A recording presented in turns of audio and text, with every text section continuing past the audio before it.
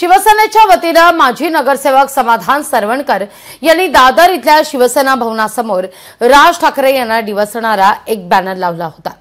काही दिवसांपूर्वी राज ठाकरे यांनी गुढीपाडवा मेळाव्याच्या निमित्तानं गंगेचं अस्तित्व या संदर्भात भाष्य केलेलं होतं। यालाच अनुषंगून ही बॅनरबाजी करण्यात आलेली होती। या सगळ्याचा आढावा घेतलाय आपल्या प्रतिनिधी मीनाक्षी म्हात्रे यांनी।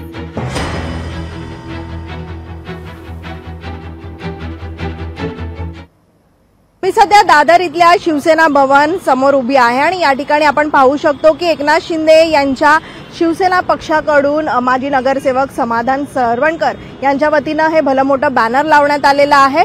मात्र या बॅनरवरती आपण पाहू शकतो की 144 वर्षांनी आलेल्या दिव्य महाकुंभाचा ऐतिहासिक सोहळा जगभरातील 60 कोटीहून अधिक हिंदू बांधवांनी त्रिवेणी संगमात पवित्र स्नान करून अखंड हिंदू एकमताचा जागतिक संदेश दिला आणि हे केवळ श्रद्धेचं नव्हे तर हिंदू संस्कृतीच्या गौरवशाही भव्यतेचे जिवंत प्रतीक आहे।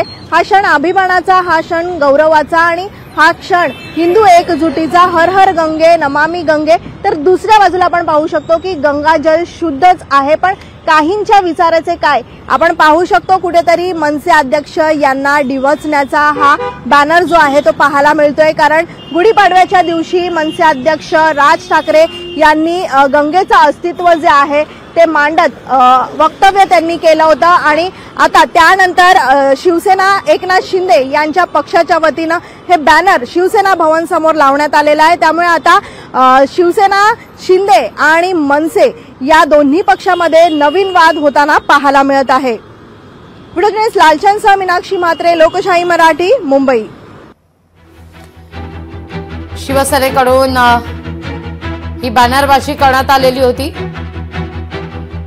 ज्यावर आता मनसेने सुद्धा प्रतिक्रिया दिलेली आहे। पाहूया हे आरोप प्रत्यारोप। 144 वर्षानंतर आज एक महाकुंभ मेळाव्याचा योग आला होता। या महाकुंभ मेळाव्यामध्ये 60 कोटीहून अधिक हिंदू एकत्रित झाले होते आणि आज या महाकुंभामध्ये भाग घेतलेला होता। आज एवढ्या प्रकारे हिंदूंची एकजूट आपण आज प्रथमच बघितली असेल। या एकजुटीनंतर आज वारंवार त्यांच्यावरती टीका केली जाते, महाकुंभ मेळाव्यावरती टीका केली जाते।